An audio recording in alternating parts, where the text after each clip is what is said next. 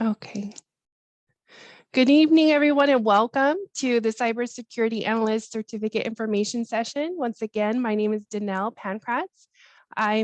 It's a pleasure to serve as the program manager for this certificate program, and we'll be discussing this program at length tonight. So just a brief agenda of what we'll be doing tonight. We'll be meeting the team that manages and coordinates this program, as well as the instructor. We'll provide a brief program overview. The instructor, Derek, one of our instructors, will present to you tonight as to what the course covers, and as well as provide you with a question and answer session. And then I'll come back and provide you with some registration information as well as contact information. So here we have the program team. I'm Danelle Pankratz, once again, the program manager. Colby Falco is with CyberForward. Hello. And then Derek Burns as the instructor. Hello.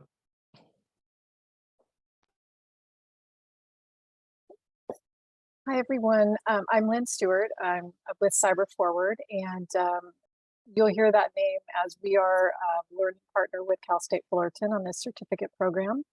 And we have developed this program out of our foundation program, where we teach pretty much entry-level cybersecurity analyst work into the field, and so have developed the next level certification, which is what this is. And this is one course in a virtual format, and it's 8 weeks. It's Tuesdays and Thursdays from 6 to 8 p.m. And the benefits of the program, really, this focuses on actually providing those skills and competencies that allow you to apply them in what you're doing.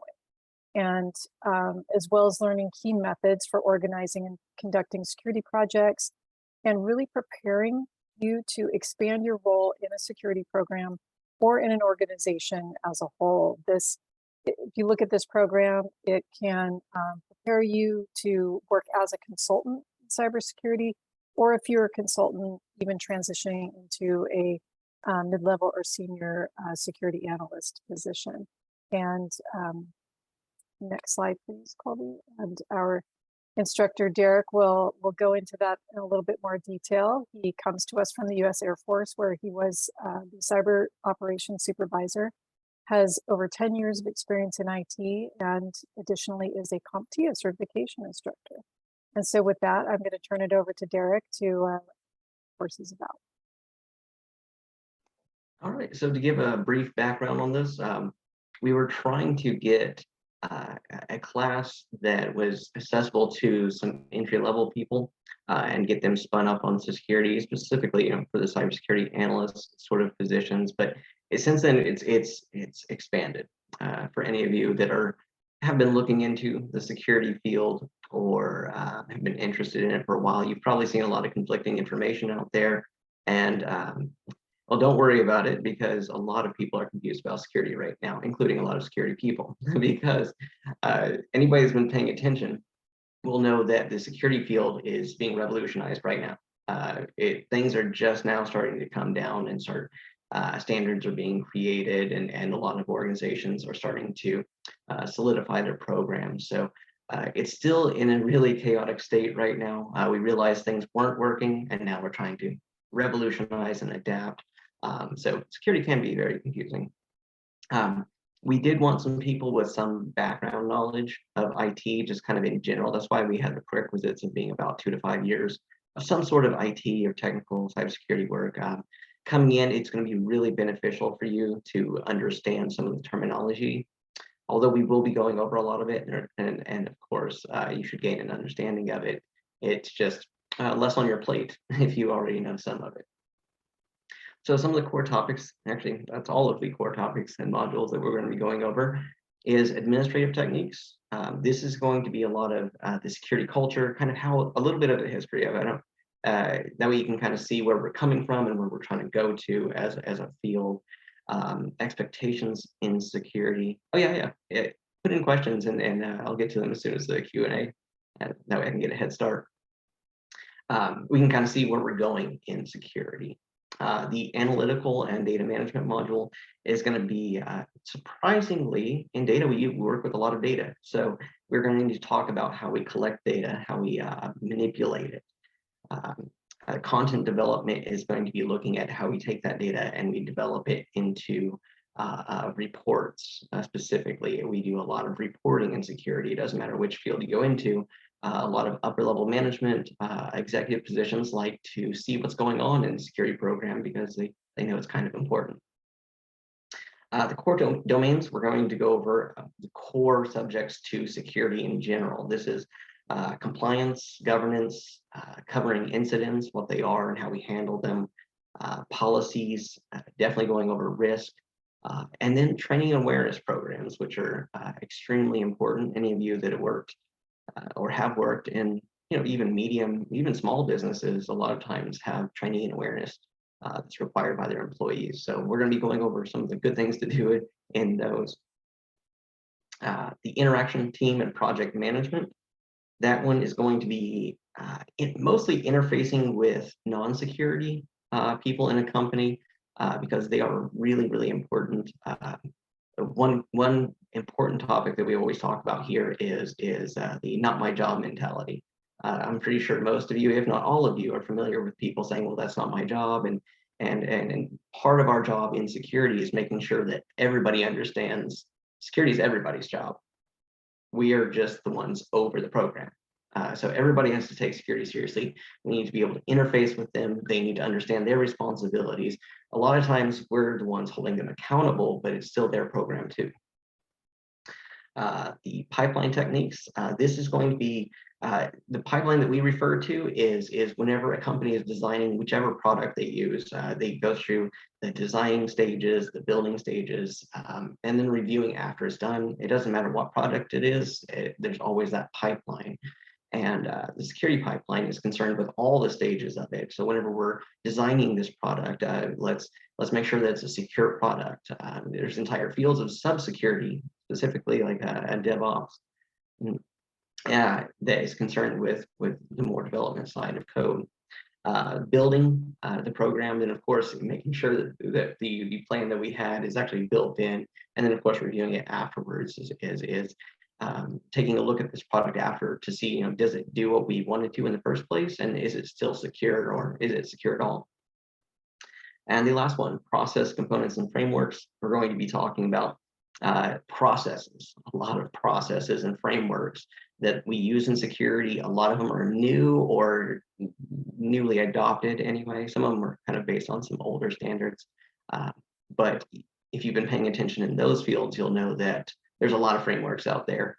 And two of the major organizations being NIST and OSI that are really involved in these frameworks. So we're going to go over the major ones. But I think that's as quick as I could do it, overview of the program. Anybody have any questions? I saw one pop up. Let me see. I'll answer the ones in chat first. Donovan, if we don't have the 2 to 5 years for experience as a prerequisite other than the CyberForward Academy, this is designed to be immediately following the cybersecurity program, and so I think you'll be just fine. We designed that one to basically flow right in. But any other questions?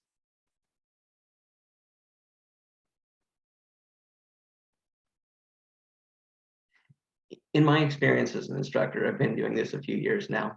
A lot of students I've seen, they have questions about what questions they should even be asking.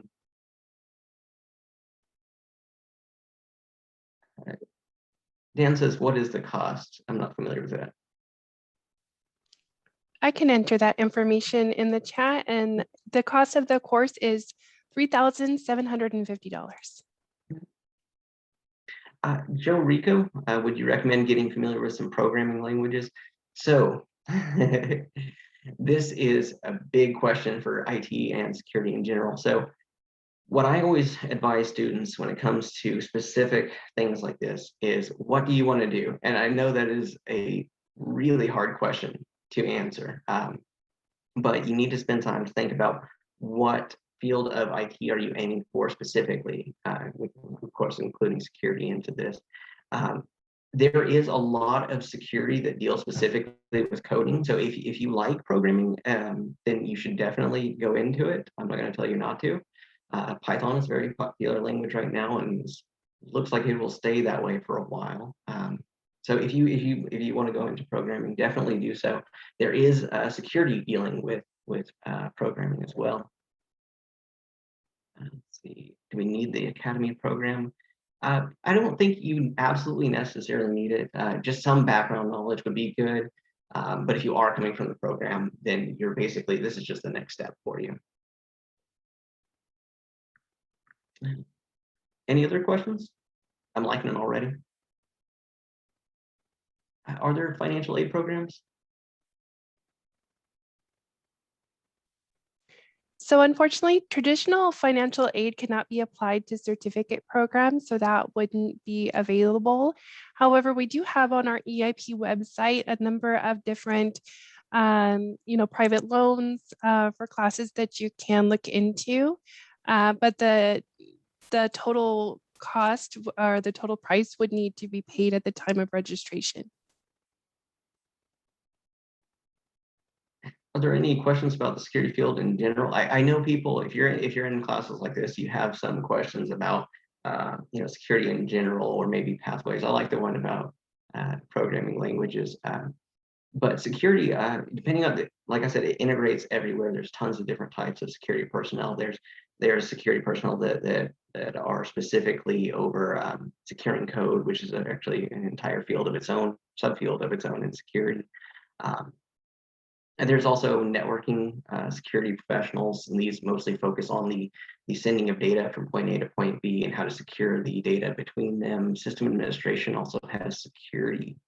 What would you say would be the outcome of taking the certificate clearance? Step one being security analyst. So security analysts, I would encourage you to start looking out there and see what employers want. And this is the reason I'm saying this is because, like I said, security's been up in the field or up in the air, and it's been in such chaos lately, and it's only starting to firm up that companies aren't really developing a standard yet. And so you're going to see all kinds of requirements. Companies will say, they want to see this certification, this certification, this certification, or they'll say they want to see this certification, but we prefer these plus this many years of experience. And the standards are all over the place. But for the very entry-level ones, what they want to see generally is certificates. And there's a reason for that. In IT in general, there's a lot of training involved. A lot of jobs in IT will require 3, 6 months, maybe even a year of on-the-job training to get used to your job, to get fully spun up on it. And so if they can offload some of that work beforehand, makes it a lot easier for employers. So by having some sort of certification, it shows that you already have a basic level of knowledge, so you can kind of skip the very beginning, or maybe even into the mid-level of their training. And so some companies want you to have more certifications so you have more of the foundational knowledge to basically get spun up faster.